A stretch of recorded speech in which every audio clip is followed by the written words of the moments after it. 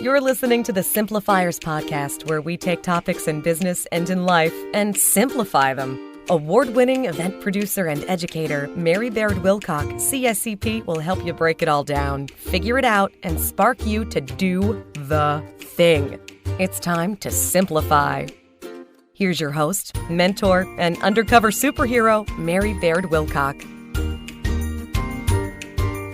Hello and welcome back to the Simplifiers podcast. Look at you shine. You found the secret to a better life. When we simplify, we thrive in every single way.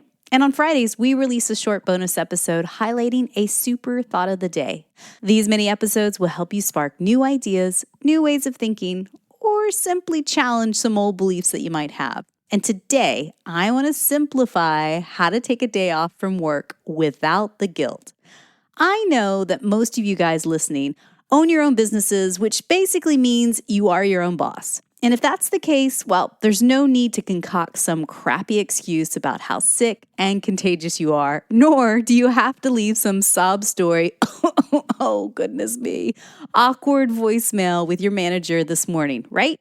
You call the shots, you get to decide. And that, I find, is super tricky, isn't it? When the buck stops with you, it's a lot harder to jump off that hamster wheel when you're sick or when you just need a little rest. I mean, we tend to go until the moment of exhaustion, and then it's too late. We're worn out, flattened, and exhausted, which means it'll likely take us longer to recover and get back to center. Not a win-win situation in my mind. You know, earlier this week, I spoke with Sinead Quinn all about how to parent a child with special needs. And one thing I really took away from that conversation is the importance of taking good care of yourself first, not fifth on the list or eighth, but actually putting yourself at the very top of your priorities and to-dos. So here's what's working for me when I know I need to take a day off from work and how to squash that guilt that likes to creep in. You have to give yourself permission, grace, and space. So let's simplify that. Step 1, permission. So how do we break that cycle of overworking to the point of burnout and exhaustion? I mean, we must first give ourselves permission to slow down. Think about it. What if you could build a business and a company culture where everyone aims to take good care of themselves, both physically and mentally, most all of the time? I mean, how about a place where people aren't working for the weekend with a quote-unquote, thank God it's Friday mentality, but rather a company where they want to deliver their very best work, and also equally, they are allowed to build in time for rest and recovery. Spoiler alert, this big shift must start with you, their boss. So here's a tip. What changes do you need to make to your company culture in order for you, the boss, and your team, either employees or contractors, to get the time off that they need throughout the year?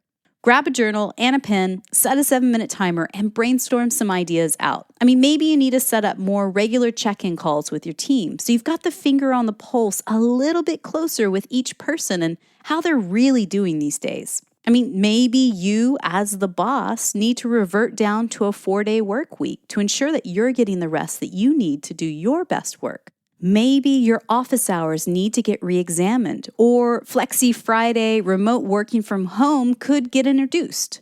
Bottom line, what would feel like a perk or release some tension for yourself or others if you gave yourself a little bit of permission for a day off every now and again? Step 2, grace. We think that the whole world will come crumbling down if we take our hands off the wheel for a day. We are white-knuckling it, you guys, all the way to the grave.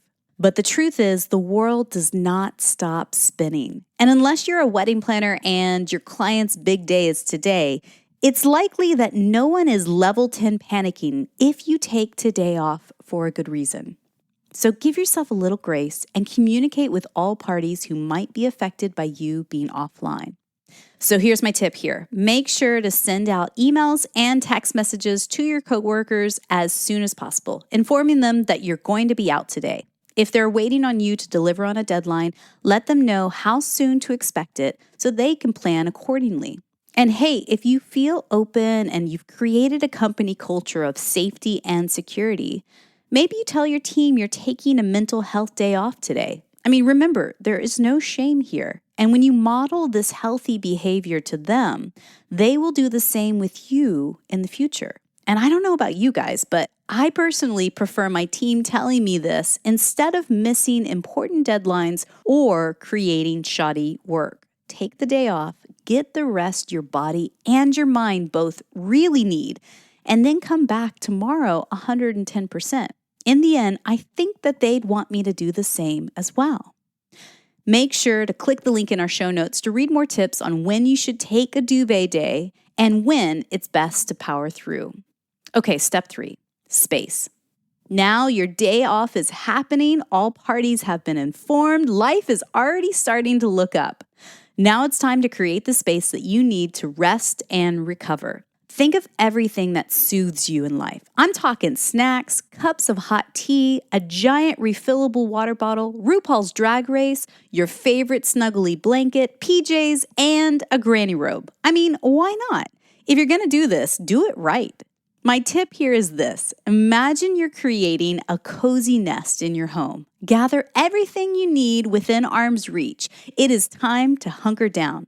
And for some of you, I totally realize that this is tricky, especially if you've got young kids. So make sure to ask for help from your friends, family, or neighbors with babysitting or with the school run so you can just focus on yourself today. But as you create your healing space, don't forget the little things like your journal and markers, your comfiest slippers, a good mix of healthy, salty, and sweet snacks, depending on what your appetite will allow. I mean, sometimes I crave spicy soups, and then other times I just need some apples and peanut butter personally.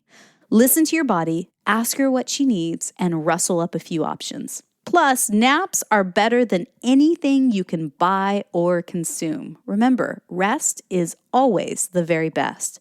And don't forget to silence that phone. Resist the temptation to check in on work while lounging. And just one final whisper, just from me to you, dear friend, coming closer. Do you want to hear something funny? Okay, so I wasn't actually planning on covering this topic today. In fact, the universe clocked me upside the head last weekend, which forced me to take a day off. Literally. Long story short, if you follow me on Instagram @the Simplifiers, you probably already know the story of what happened recently to me in London. Go read all about it there and see the pictures too if you really want to of my banged up forehead. Good times. But yeah, like me, I wonder if the universe is also telling you right now to slow down. Are you going too fast, headed towards total burnout? Are you missing the warning signs? Are you coasting on autopilot and ultimately, are you about to lose your ish? Well, I hope you don't suffer a head injury along the way like me, but rather you listen to your body, mind, and spirit and take today off without guilt. Your team will understand. Your clients will be there when you get back if you reassure them. Your world will not stop spinning, but your head might stop its dizzying pace if you soothe her. Guilt is all in your mind. And the good news is you get a choice. Do you let it win, or do you give yourself permission, a little grace, and a whole lot of space to get better? Option A means you'll be caught in the cycle, repeating negative patterns over and over and over again. It's a trap, you guys, and you'll lose every single time. But option B means evolution, releasing the old way that you used to live your life and welcoming in a new you. The adult you that sees the warning signs, listens, gets the rest, and comes back even stronger next time. You decide. You can do this. I believe in you. It's time to simplify. Don't forget to hit that subscribe button to get more of this awesome goodness coming to you automatically on Tuesdays and Fridays. And thank you so much for tuning in and telling just one person today. Share this episode with one person, and that would mean the world to me. Big thanks to our undercover superheroes at the Simplifiers podcast that help us create these episodes for you each and every week. Susan Marie, our podcast editor, Jeffrey Lynn, our video editor, Leiden and Janine Yardley, our show notes editors, and Manmindur Athwal, she's our blogger. Our advisory board includes Aubrey Nowitzki, Chris Justice, and George Mills. And I'm your host, Mary Baird-Wilcock. Thank you so much for listening and telling your peeps about us. And as always, friends, keep things simple. Thanks for listening to the Simplifiers podcast.